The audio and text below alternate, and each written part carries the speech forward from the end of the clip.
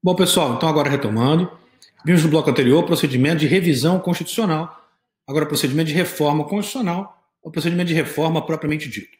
É aquele procedimento, como eu disse, permanente para alteração da Constituição. Esse procedimento vem estabelecido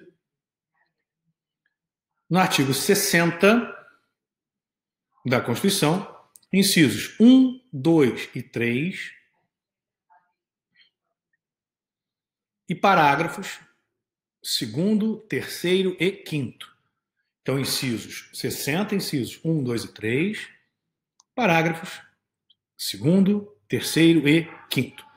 Lá no artigo 60, incisos 1, 2 e 3, nós temos os legitimados à apresentação de PEC, de proposta de emenda à Constituição. Diz lá na Constituição, a Constituição poderá ser emendada mediante proposta, inciso 1, de 1/3 no mínimo dos membros da Câmara dos Deputados ou do Senado Federal. Esse 1/3 é quórum de apresentação. Então, PEC, proposta de emenda à Constituição, de autoria parlamentar, para que ela possa ser colocada em tramitação, para que se inicie a tramitação, ela tem que ser subscrita por, no mínimo, 1/3 dos membros da respectiva Casa Legislativa. Você já deve ter visto algum dia, né, nos jornais, dizendo que os parlamentares estão colhendo assinatura para a proposta de emenda à Constituição. Colhendo assinaturas para quê? Para colocar a PEC em tramitação. Então é necessário, quando se tratar de proposta de emenda à Constituição de autoria parlamentar, que ela venha subscrita por no mínimo 1/3 dos membros da respectiva casa, para que se possa iniciar a tramitação. Do contrário, a PEC não pode ser colocada em tramitação, sob pena de inconstitucionalidade formal. Então, o primeiro legitimado são os parlamentares. Então, os parlamentares, deputados e senadores, têm legitimidade para apresentação de proposta de emenda à Constituição, condicionado ao quórum de apresentação de 1/3, no mínimo, dos membros, seja da Câmara ou do Senado Federal. Já o segundo legitimado, diz lá, presidente da República. Então, o presidente da República também tem legitimidade para a apresentação de proposta de emenda à Constituição.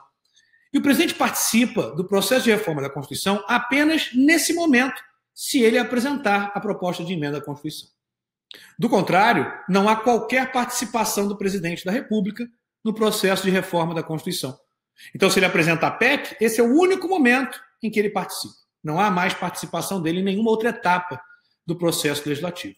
E se não é ele o autor da PEC, ele não tem qualquer participação, porque ele não apresenta sequer a proposta de emenda à Constituição.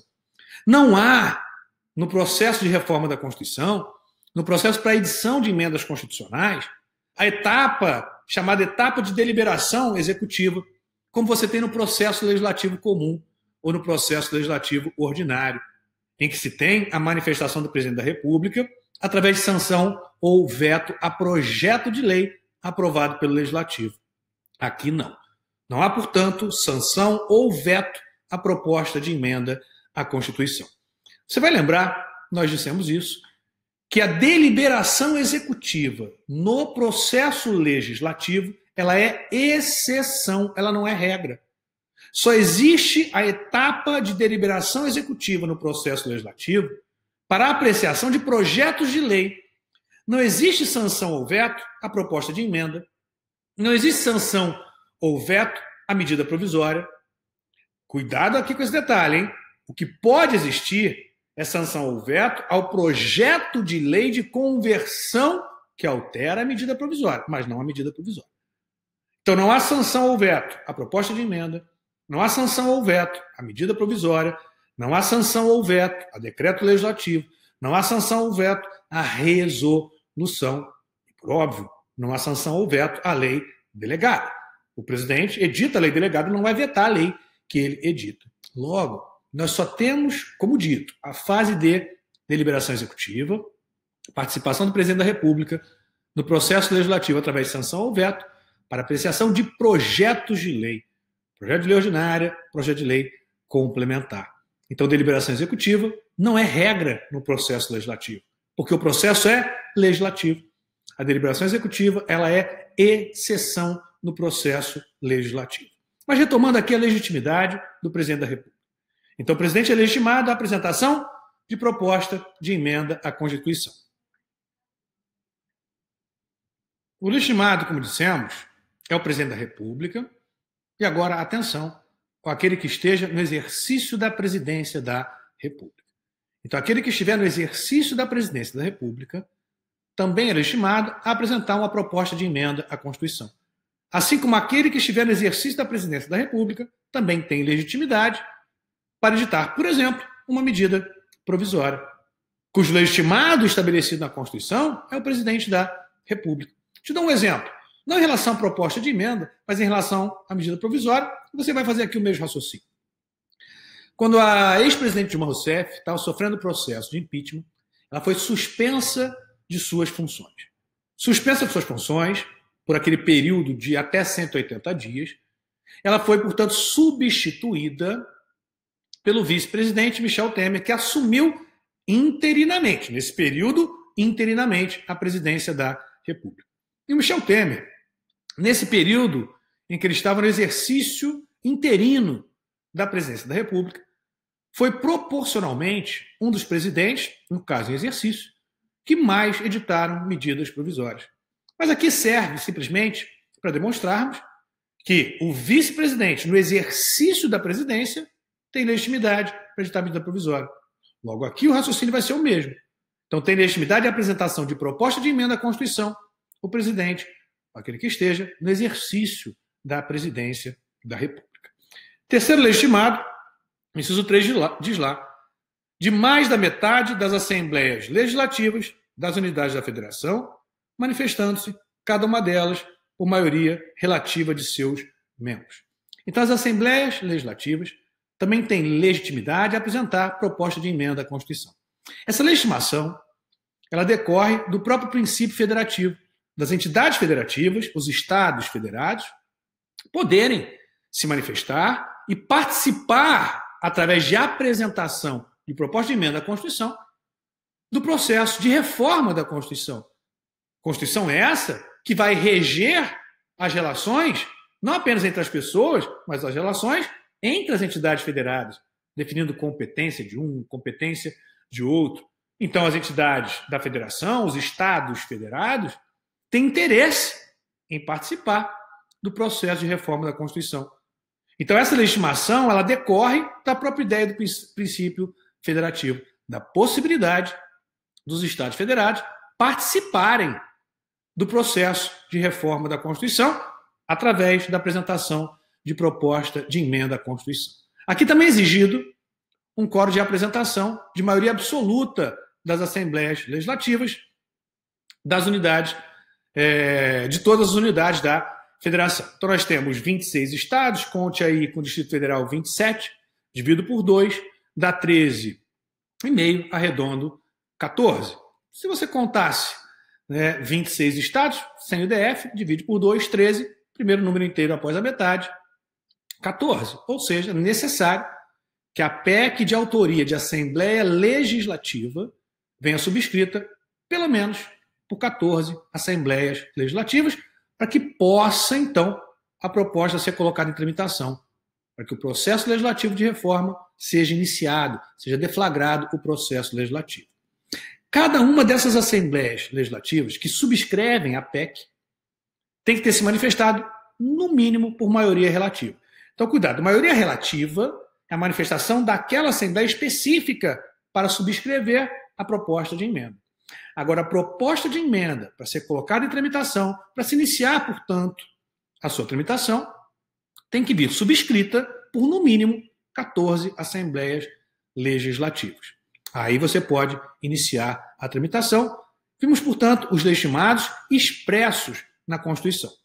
Mas questão ainda importante, de respeito à legitimação popular para apresentação de PEC, objeto de divergência na doutrina. O STF já se posicionou, eu vou colocar a posição para vocês, mas é objeto de divergência na doutrina.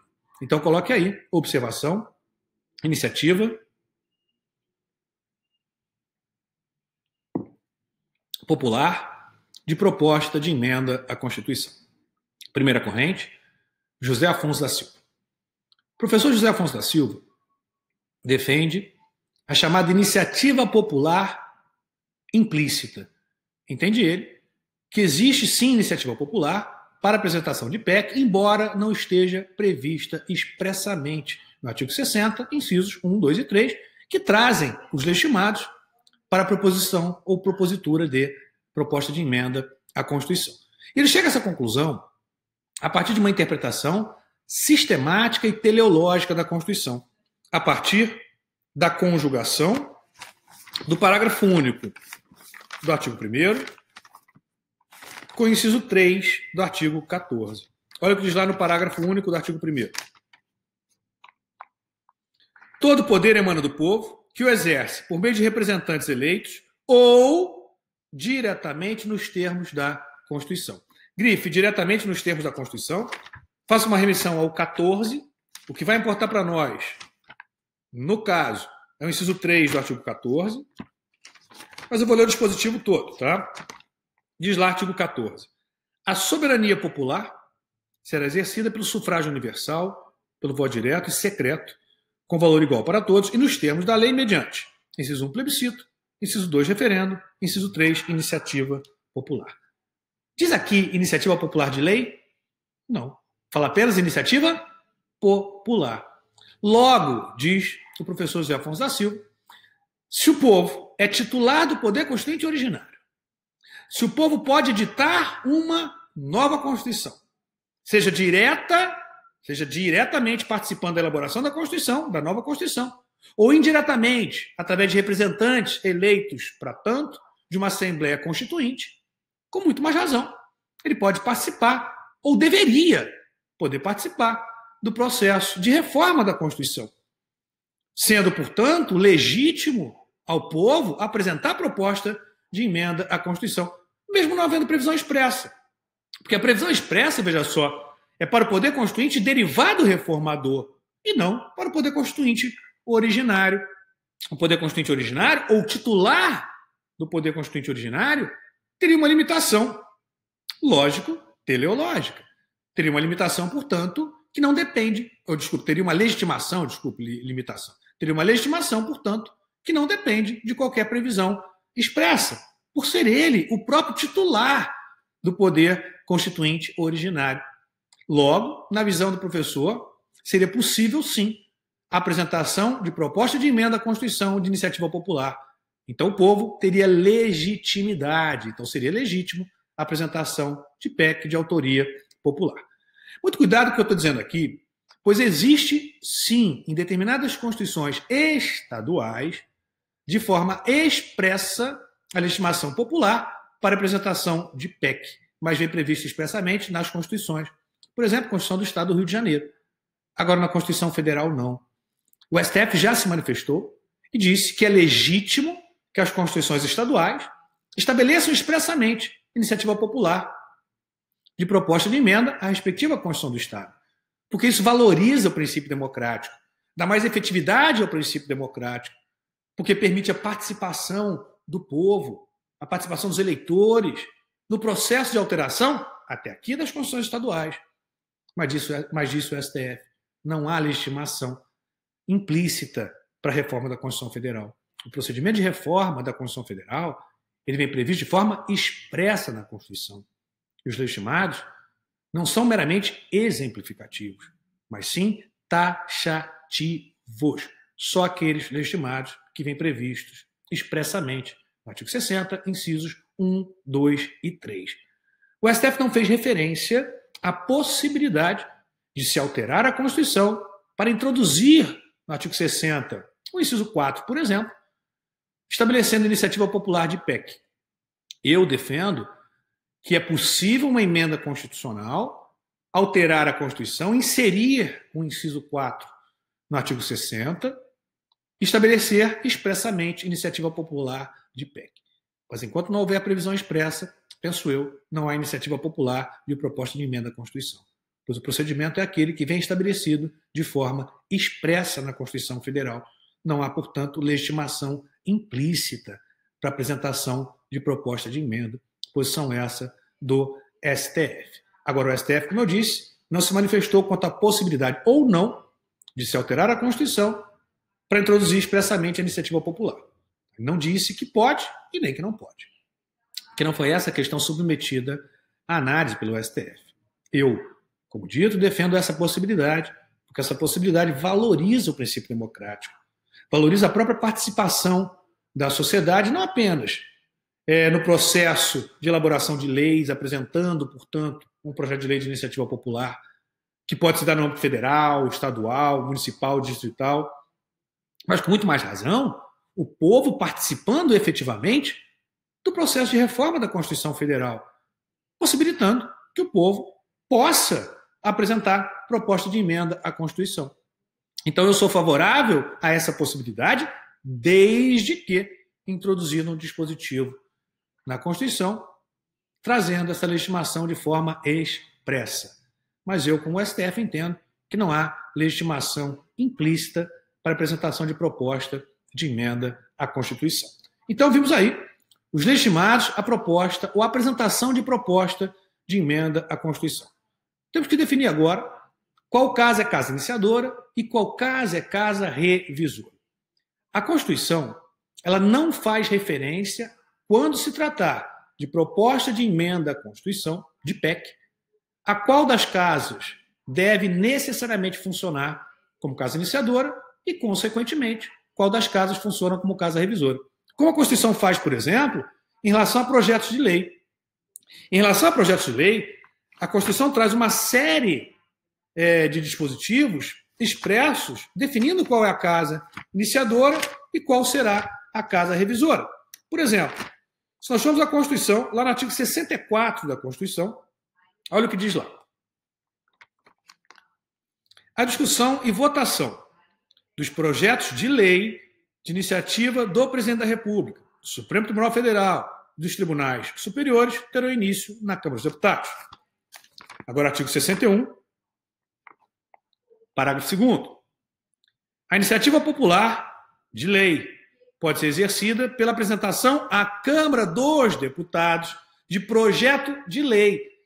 Então, a Constituição ela traz, quando se trata de projeto de lei, qual casa é casa iniciadora e qual casa é casa revisora. Já em relação à proposta de emenda à Constituição, a Constituição não faz qualquer referência. Tem sido adotado uma praxe constitucional que a Câmara funciona como casa iniciadora e o Senado, portanto, funciona como casa revisora em regra. Mas nós poderíamos aqui destacar algumas exceções. Uma primeira exceção é quando a PEC for de autoria do próprio Senado. Se a PEC for de autoria do próprio Senado, o Senado não vai enviar a proposta de emenda à Constituição à Câmara. O próprio Senado vai iniciar a sua tramitação. Então, sendo de iniciativa do próprio Senado, o Senado funciona como casa iniciadora e a Câmara, consequentemente, funciona como casa revisora. Uma segunda exceção consta do artigo 212 do Regimento Interno do Senado Federal. Diz lá no Regimento Interno do Senado Federal que PEC de autoria de Assembleia Legislativa pode ser apresentada, não deve, pode ser apresentada diretamente ao Senado Federal. Então, pode iniciar a sua tramitação no Senado Federal. E por que isso? Porque o Senado, veja só, é composto por representantes dos estados. Olha o artigo 46 da Constituição. O Senado Federal compõe-se de representantes dos estados e Distrito Federal. Então, se o Senado é composto por representantes dos estados e você tem uma PEC de autoria de Assembleia Legislativa dos estados, o Senado pode funcionar como casa iniciadora. Mas lembrando que isso é norma regimental, não há previsão constitucional. Recentemente, inclusive, o ministro da Economia, Paulo Guedes, ele chegou a falar, deu uma declaração, que seria apresentado ao Congresso duas propostas de emenda à Constituição.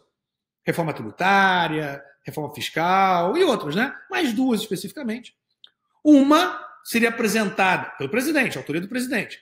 Uma seria apresentada à Câmara dos Deputados e outra seria apresentada ao Senado Federal. E por quê? Qual era a ideia? Que você tivesse as tramitações simultâneas. Quando a Câmara aprovasse a PEC X, ela remetia ao Senado. Ao mesmo tempo que o Senado aprovando a PEC Y, remeteria à Câmara. e você teria, portanto, no tempo de uma, aprovado 2 propostas de emenda à Constituição.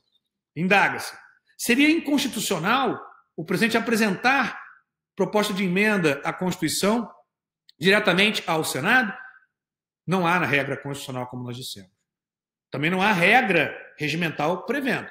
Você tem uma prática constitucional de que o presidente apresenta proposta de emenda à Câmara e não ao Senado, porque a Câmara é, em regra, casa iniciadora.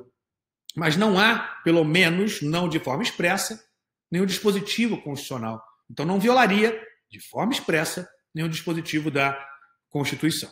Mas a regra, como disse, é que a Câmara funciona como casa iniciadora e o Senado como revisor, tendo como destaque essas 2 exceções. Iniciativa do próprio Senado, aí o Senado é casa iniciadora e Câmara, consequentemente, casa revisora, ou a previsão regimental, não é constitucional, a previsão regimental, quanto à possibilidade de PEC de autoria de Assembleia Legislativa ser apresentada a qualquer das casas legislativas, de ser apresentada diretamente ao Senado, iniciar a tramitação no Senado. O Senado funcionaria, nesse caso, como casa iniciadora e a Câmara, consequentemente, funcionaria como casa revisora. Então vimos os legitimados, vimos qual casa funciona como casa iniciadora e qual casa funciona como casa revisora. Apresentada a proposta de emenda à Constituição, inicia-se, portanto, a tramitação da PEC. Iniciada a tramitação, a proposta de emenda deve ser submetida à análise pelas comissões. Então, primeiramente, você tem a apresentação da proposta de emenda à Constituição. Apresentada a proposta de emenda à Constituição, ela deve ser submetida à análise pelas comissões temáticas. Comissões que vão se manifestar emitindo parecer favorável ou contrário à proposta de emenda à Constituição. Os pareceres emitidos pelas comissões, em regra, têm caráter meramente opinativo, ou seja, mesmo sendo um parecer contrário, não se encerra a tramitação. Você prossegue na tramitação. Salvo, como nós também já dissemos, lá no processo legislativo ordinário, quando se tratar de parecer contrário, emitido por 3 comissões. Quais são? Comissão de Finanças e Tributação, comissões especiais e a Comissão de Constituição e Justiça, ou CCJ. Então, sendo um parecer contrário emitido por qualquer dessas comissões, o efeito será terminativo. Significa que arquiva-se a proposição legislativa. Não sendo parecer contrário emitido por essas comissões, pode ser parecer contrário de outras comissões, tá? Então, não sendo parecer contrário emitido por essas comissões, ou sendo um parecer favorável, prossegue-se na tramitação. Então, emitido parecer, a proposta de emenda, ela deve ser submetida à deliberação plenária. É a fase dos debates, discussão em plenário. Lembrando aqui que podem ser apresentadas emendas parlamentares à PEC, a proposta de emenda. Também faço remissão à aula do processo legislativo comum ordinário, em que nós estudamos as espécies de emendas parlamentares. Emenda aglutinativa, emenda supressiva, emenda substitutiva, emenda modificativa, enfim, as diversas espécies de emendas parlamentares às proposições legislativas. Então, pode ser apresentado emendas parlamentares a propostas de emenda à Constituição. Então, a proposta de emenda, a PEC, é submetida à deliberação ou discussão plenária. PEC não pode ser submetida ao procedimento terminativo, como pode, por exemplo, um projeto de lei ordinário. A PEC tem que ser necessariamente debatida e votada em plenário. Não pode haver aprovação de PEC no âmbito da comissão. Então, no processo legislativo de reforma da Constituição, as comissões temáticas, em razão da matéria, limitam-se a emitir parecer em relação à proposta de emenda à Constituição, podendo, claro, apresentar emendas parlamentares à PEC, mas não pode votar a proposta de emenda à Constituição. A proposta de emenda à Constituição tem que ser discutida e votada em plenário. Então, emitido parecer pelas comissões, a PEC, proposta de emenda à Constituição, é submetida à deliberação ou discussão plenária. Discutido, deve agora a proposta de emenda ser votada. A Constituição exige 2 turnos de discussão e votação em cada casa do Congresso Nacional. 2 turnos na Câmara, se aprovado em 2 turnos na Câmara, remete ao Senado, também 2 turnos de discussão e votação no Senado Federal. Então, 2 turnos em cada casa, totalizando 4 turnos de discussão e votação. E o código de aprovação de 3/5. Então, código de aprovação de 3/5. Lembra lá da fórmula de cálculo? Divide pelo maior número, o resultado você multiplica pelo menor. Se houver aí uma fração, você arredonda para o primeiro número inteiro após o resultado obtido. Então, sempre importante você lembrar as fórmulas de cálculo. A proposta de emenda na Câmara exige, para sua aprovação, 308 votos. E no Senado, 49 votos. Então, discutida e votada em 2 turnos na Casa Iniciadora, sendo a Câmara, código de aprovação 308, sendo o Senado, código de aprovação 49. Aprovado na Casa Iniciadora, vai à Casa Revisora, também 2 turnos de discussão e votação, código de aprovação de 3/5. Se a Casa Revisora for a Câmara, 308. Se a Casa Revisora for o Senado, 49 votos. Questão interessante é se seria possível que esses 2 turnos de discussão e votação se deem em um mesmo dia, com pequeno intervalo de horas, ou se é necessário se respeitar um intervalo de tempo entre as sessões de deliberação, entre as sessões de votação. O STF já se manifestou quanto ao ponto, eu vou destacar ainda, tem a decisão aqui para vocês. O STF já se manifestou quanto ao ponto. A Constituição não estabelece intervalo mínimo de tempo entre as sessões de discussão, de deliberação e votação. Cabe, portanto, ao Congresso Nacional definir, cabe à própria Casa Legislativa definir. Pode, se a Casa Legislativa assim entender, as 2 sessões de deliberação e votação se darem em um mesmo dia, não importa, ou com um pequeno intervalo de tempo. Recentemente nós tivemos aprovada a Emenda Constitucional 107, que prorrogou as eleições para prefeito, agora no ano de 2020. E essa emenda foi aprovada, veja só, toque de caixa, porque precisava ser célere. Não tem como você demorar. Se você demorar, você já está na época da eleição. Então foi aprovada essa Emenda Constitucional 107, e houve, em relação à deliberação desta PEC, que deu origem à Emenda 107 aprovada, deliberação em um mesmo dia. Em um mesmo dia. Então a Câmara, em um mesmo dia, se manifestou nos 2 turnos de discussão e votação e aprovou a proposta de emenda. Remeteu ao Senado, que no mesmo dia se manifestou. Nos 2 turnos de discussão e votação e aprovou a proposta de emenda à Constituição. Então, conforme posição do STF, por ausência de previsão expressa na Constituição, esses 2 turnos de discussão e votação podem se dar em um mesmo dia. Não há, portanto, qualquer intervalo mínimo de tempo exigido pela Constituição. Não sendo aprovada a proposta de emenda à Constituição, arquiva-se a PEC. Arquivada a proposta de emenda à Constituição, aquela matéria da PEC rejeitada ou da PEC prejudicada não pode ser objeto de nova proposta de emenda na mesma sessão legislativa. Vai ter que aguardar a sessão legislativa seguinte. É o que dispõe o parágrafo 5º do artigo 60. Diz lá, a matéria constante de proposta de emenda rejeitada ou havida por prejudicada não pode ser objeto de nova proposta na mesma sessão legislativa. Então, só na sessão legislativa seguinte, na mesma sessão legislativa, não pode. Claro que, como eu já disse para vocês, pode, naquela sessão legislativa, o Congresso apreciar outras propostas de emenda, que tratem de outros assuntos que não aquele da PEC rejeitada ou da PEC prejudicada. Sendo a proposta de emenda aprovada, não há sanção ou veto. Então, sendo a proposta de emenda aprovada, a aprovação pelas 2 casas legislativas converte a PEC em emenda constitucional. Então, a emenda passa a existir com a aprovação pelas 2 casas legislativas. Tanto é assim que, se você perceber, ler com atenção o artigo 60, respectivamente, parágrafo 2º e 3º, você vai conseguir identificar a observação que nós falamos agora para vocês. Então, olha o que diz lá o artigo 60, parágrafo 2º. A proposta de emenda, a PEC, será discutida e votada em cada casa do Congresso Nacional em 2 turnos. considerando-se aprovada, se obtiver em ambos 3/5 dos votos dos respectivos membros. Então, veja, vota-se PEC, proposta de emenda à Constituição. Parágrafo 3º. A emenda à Constituição, não está falando PEC, a emenda à Constituição será promulgada pelas mesas da Câmara e do Senado. Não será promulgada pela mesa do Congresso, será promulgada pela mesa da Câmara e pela mesa do Senado. A revisão constitucional, a emenda constitucional de revisão é promulgada pela mesa do Congresso.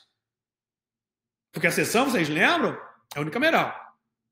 Mas a PEC, ou melhor, a emenda, né? Olha ela cometendo o ato falho. A emenda, propriamente dita, ela é promulgada pelas duas mesas.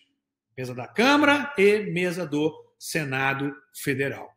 E é enviada a publicação pelo presidente do Senado, que é presidente do Congresso Nacional. Então, a emenda passa a existir com a aprovação pelas duas casas legislativas. Aprovado pelas duas casas legislativas, você já tem uma emenda à Constituição. A promulgação certifica que já existe emenda constitucional no nosso sistema jurídico. A promulgação é a certidão de nascimento da emenda constitucional. E a publicação é condição de eficácia da emenda constitucional. Emenda constitucional que tem eficácia imediata a partir da sua publicação, diferentemente das leis, conforme nós estudamos, previsão na LINDB, Lei de Introdução às Normas de Direito Civil Brasileiro, ou normas, desculpe, de Direito Brasileiro. Lá, a lei, após 45 dias, se não houver disposição em sentido contrário. A emenda, não. A emenda, a partir da publicação, tem eficácia imediata. Então, a publicação é condição de eficácia da emenda. A promulgação é condição de validade do próprio processo legislativo. A promulgação atesta, certifica, é a certidão de nascimento da emenda. A publicação dá conhecimento à sociedade que já existe uma emenda no nosso sistema, tornando ela, então, obrigatória, a sua observância obrigatória, pois ela passa a ter eficácia a partir da publicação. Vamos fazer aqui algumas observações finais. Decisão do STF, ADI 4425. A Constituição de 88 não fixou intervalo temporal mínimo entre os dois turnos de votação para fins de aprovação de emendas à Constituição. De sorte que não existe parâmetro objetivo que oriente o exame judicial do grau de solidez da vontade política de reformar a lei maior. A interferência judicial no âmago do processo político, verdadeiro locus da atuação típica dos agentes do Poder Legislativo, tem de gozar de lastro forte e categórico no que prevê o texto constitucional.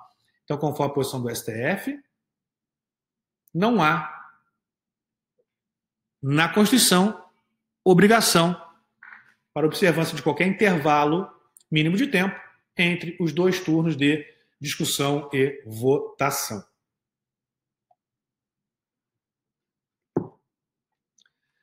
Também a última observação, agora importante, não ocorre contrariedade ao parágrafo 5º do artigo 60 da Constituição, na medida em que o presidente da Câmara dos Deputados, autoridade coatora, aplica dispositivo regimental adequado e declara prejudicada proposição que tiver substitutivo aprovado e não rejeitado, ressalvados os destaques.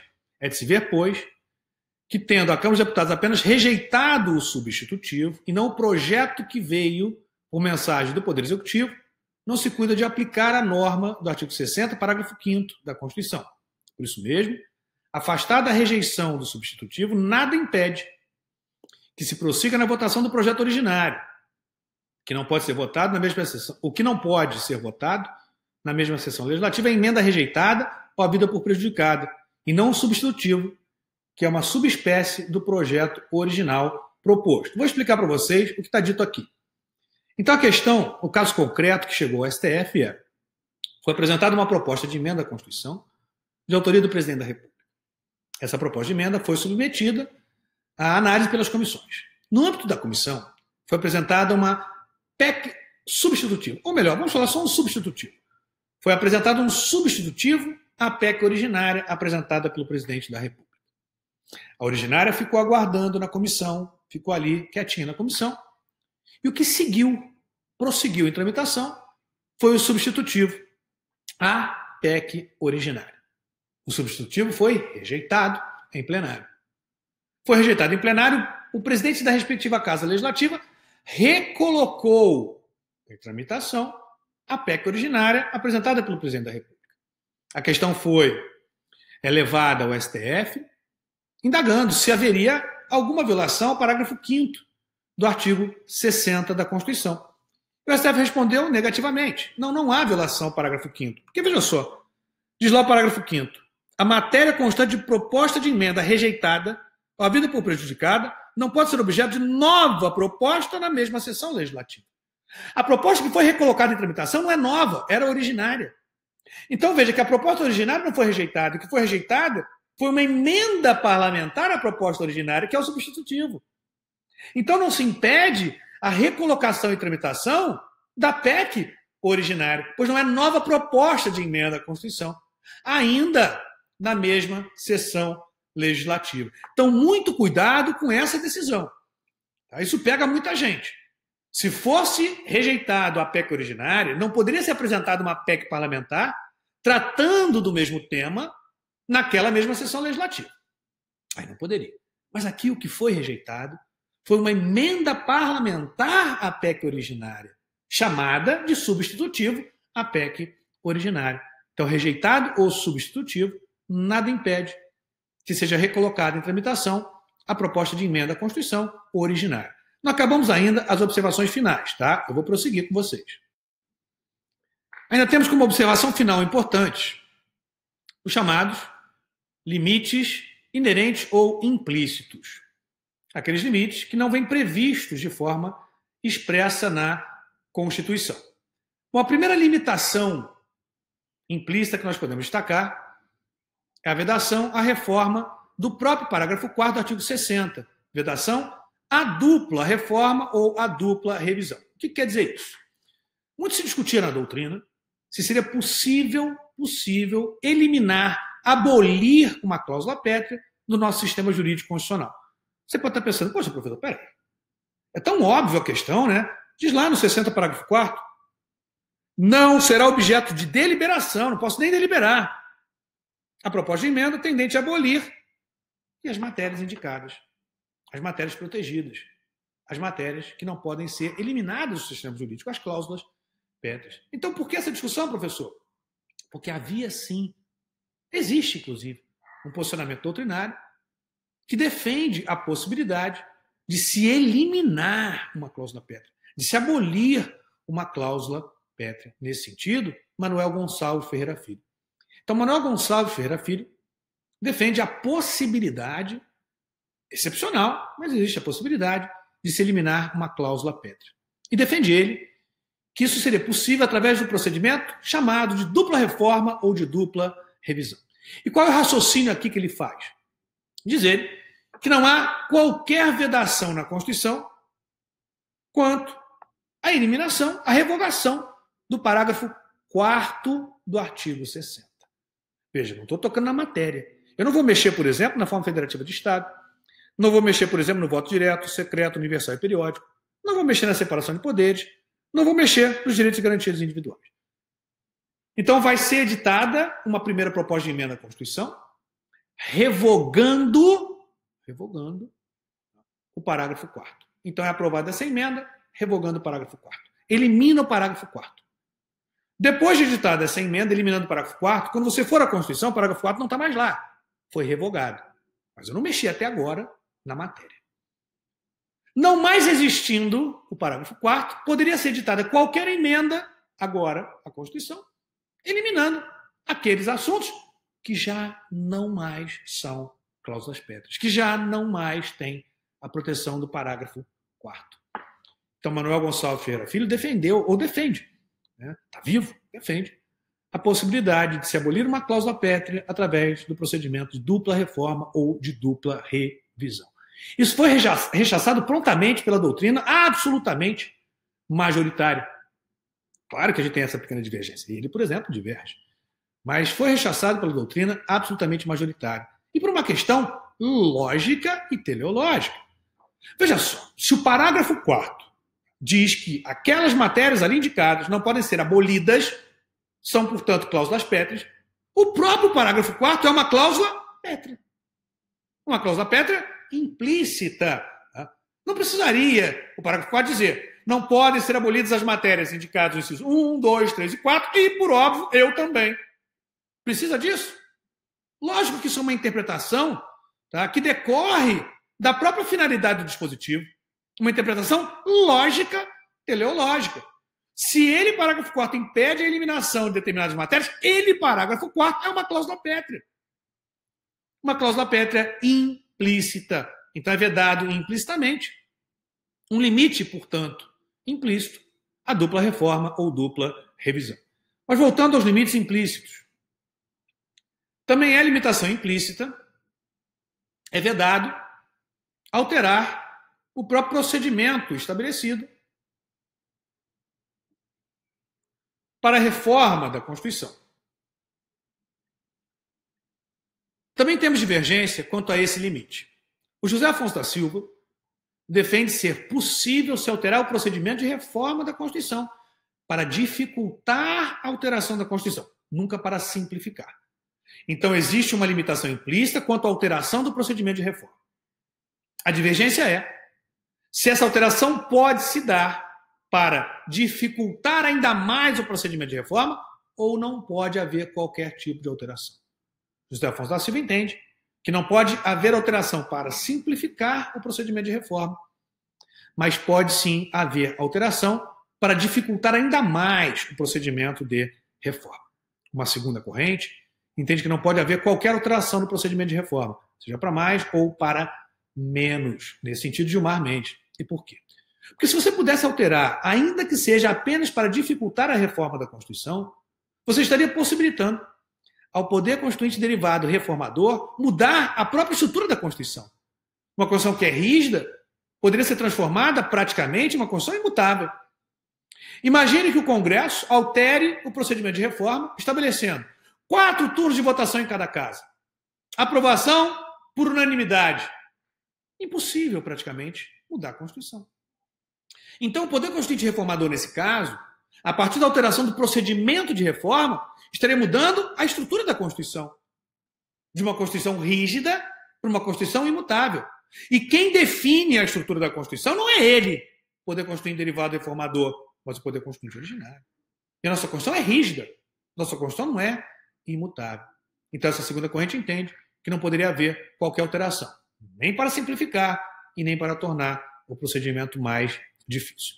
Prosseguindo nos limites implícitos. Também é importante destacar como limitações implícitas a vedação, alteração do titular do poder constituinte originário. Eu não posso alterar o titular do poder constituinte originário. Não pode, seria inviável uma emenda à Constituição que estabeleça, altere, portanto, o parágrafo único do artigo 1º e estabeleça todo poder emana do Bolsonaro. Ou todo poder emana da Dilma, a época que era presidente. Todo poder emana do Lula. Ou todo poder emana do Collor, do Fernando Henrique. Todo poder emana do Exército.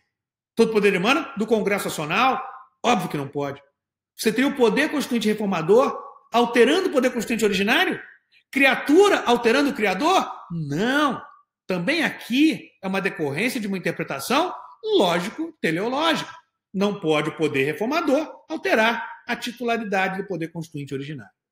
E também não pode alterar a própria titularidade do poder constituinte derivado reformador, que é conferida ao Congresso Nacional.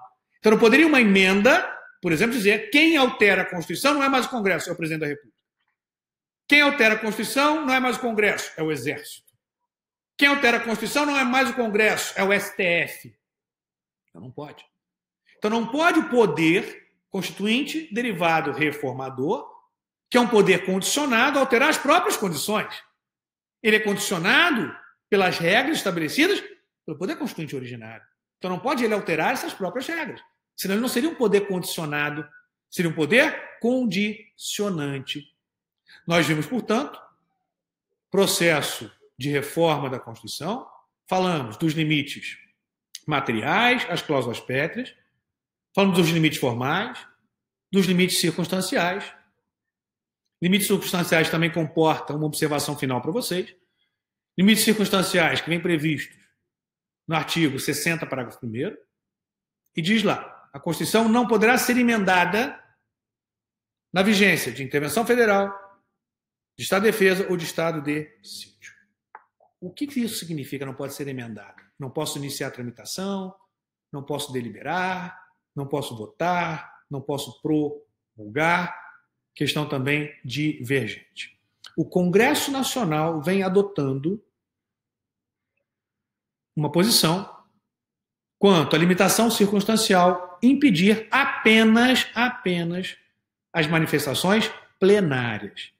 Então, conforme o Congresso Nacional, havendo intervenção federal, Estado de defesa, Estado de sítio, a PEC, proposta de emenda à Constituição, não pode ser discutida e votada em plenário. Mas nada impede que se inicie a tramitação, nada impede que ela seja analisada pelas comissões, nada impede, se a PEC foi aprovada pelo Congresso antes dessas circunstâncias, então a PEC foi aprovada em 2 turnos pela Câmara, foi aprovada em 2 turnos pelo Senado, não havia qualquer intervenção, não havia Estado de defesa, não havia Estado de sítio. Ela foi aprovada. Tá? No dia seguinte à aprovação da PEC, antes que ela tenha sido promulgada, no dia seguinte à aprovação, foi decretado, por exemplo, intervenção federal. Foi decretado Estado de defesa, foi decretado Estado de sítio. Pode a PEC agora, na vigência de Estado de defesa, na vigência de Estado de sítio, na vigência de intervenção federal, ou melhor, pode a emenda, a PEC não, o ato falho, pode a emenda ser promulgada? A resposta do Congresso pode. Porque agora você já tem emenda. Ela foi emendada antes. A PEC foi aprovada antes das circunstâncias. Logo, não há nada que se impeça a promulgação durante intervenção federal, durante Estado de defesa ou durante Estado de sítio. Então, para o Congresso Nacional, posição que vem sendo adotada na prática, proposta de emenda à Constituição não pode, na vigência de intervenção federal, Estado de defesa, Estado de sítio, ser deliberada ou votada em plenário. Todas as demais etapas são possíveis. Já uma segunda posição, posição doutrinária, prevalente na doutrina, não pode, na vigência de intervenção federal, Estado de defesa ou Estado de sítio, qualquer etapa da segunda fase constitutiva. Então não pode ser analisada pelas comissões, não pode ser deliberada e não pode ser votada. Não pode ser analisada pelas comissões, não pode ser deliberada em plenário, não pode ser votada. Pode ser apresentada? Pode. Não pode ser submetida à comissão. A comissão não pode analisar. Se foi aprovada antes a emenda, pode ser promulgada? Pode.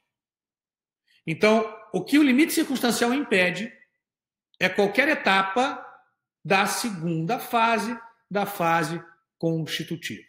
Não se impede a fase introdutória, não se impede a fase complementar, como dito, divergência da prática e da posição doutrinária.